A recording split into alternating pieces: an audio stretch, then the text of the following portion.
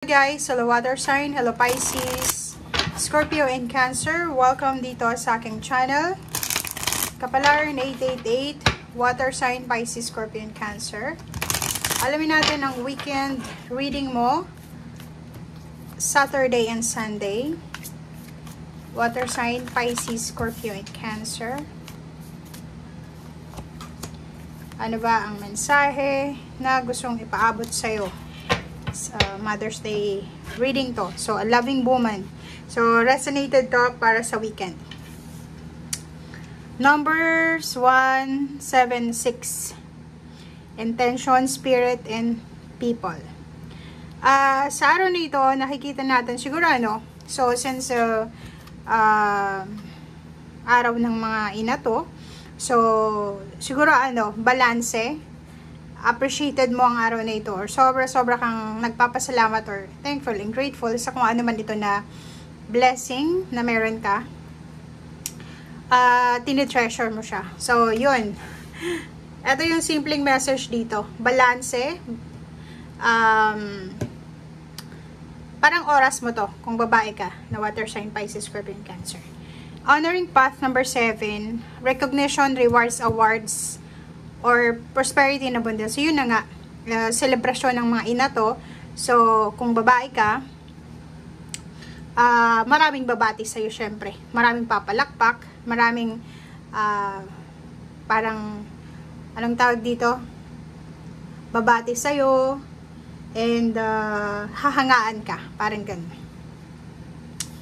Vast universe. So, nakikita natin dito na it's a destiny. Parang, sinasabi ng baraha na kung ano man itong blessings, prosperity, honoring path, victory and success, recognition, na posibleng dumating sa'yo, ito ay talagang nakadestiny. Ito ay galing talaga sa universe para ibigay sa'yo.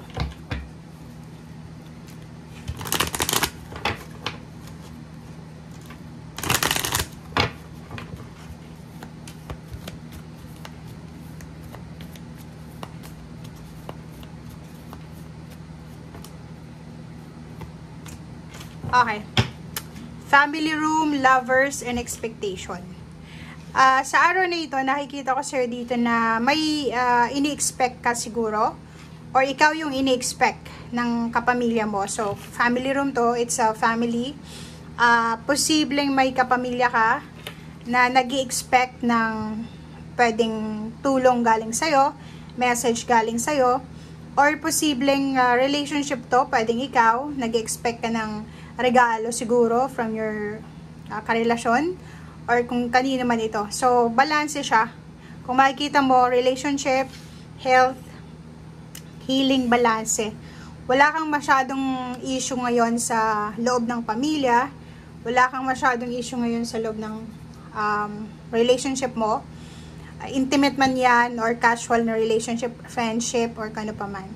Nakikita natin dito na yung iba sa inyo dyan,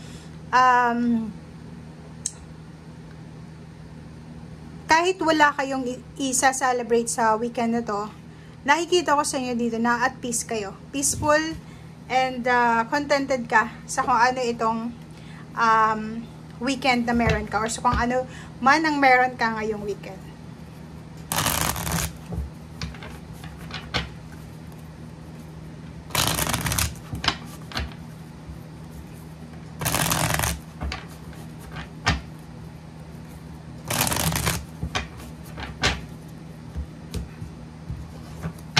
Okay, tingnan natin sa third deck mo. Victory, success, change, transition, transformation, or kung ano pa man to. So, i-comment mo sa comment section, water sign, Pisces, Scorpio, and Cancer. Ano ba yung mga minamanifest nyo? Or ano ba yung pinagpipray nyo? Ina-assume nyo, ina-affirm nyo sa buhay na magbago. Okay? Kasi sa araw na ito or sa weekend na to, sinasabi na may pagkakataon. May pagkakataon, 10-10 kasi siya, expectation. Kung ano man itong ini-expect mo na pagbabago, ay posibleng dumating ito. Or posibleng makuha mo kung ano man itong pagbabago na ini-expect mo. Or siguro, minamanifest. Okay? Sa weekend na to, may mga hidden messages, hidden wisdom messages, or lessons, blessings na posibleng darating sa buhay natin, pero hidden nga siya, so pwedeng hindi mo pa siya makita or hindi mo pa siya maramdaman. So ano man ang mangyari sa weekend na to, Saturday, Sunday, or ano man itong darating sa'yo na unexpected mo man yan, sinasabi ng barahan na pwedeng magdala to sa'yo ng pagbabago. So if ever man makatanggap kayo Saturday or Sunday ng mga mensahe na nag-iisip ka, bakit kaya dumating yun sa akin? Bakit kaya in-offer yun sa akin? Bakit kaya ganun? May hidden message doon kung bakit ikaw yung napili. Karma. Good karma, nandito yung vast universe. Makakatanggap ka ng sobra-sobrang good karma, good omen sa weekend na to. It's either new contract, balanse na pamumuhay, if may kaso ka na hinahawakan or may kaso kang pinaglalaban sa ngayon, pwedeng pumabor sa'yo ang hustisya. Kung may inaasikaso kang papeles, pwedeng, or may hinahanap kang mga papeles, pwedeng makuha mo na siya. Okay? Nakikita din natin dito guys na dalawang options, dalawang pinagpipilian, decision making kung paano ka magkapera, parang gano'n. So, ang weekend na to is parang yung iba sa inyo dyan, especially yung Cancer and then Scorpio siguro, nakafocus kayo sa kung paano nyo, if may money kayo, may work kayo or may business kayo, nakafocus kayo kung paano nyo ba to papadamihin yung perang yan na hawak nyo. Or nandun kayo sa nag-strategize kayo diba? So, iniisip nyo kung ano ba yung tamang move dito. Ano ba yung tamang decision dito sa hawak kong pera? Paano ko ba siya padamihin?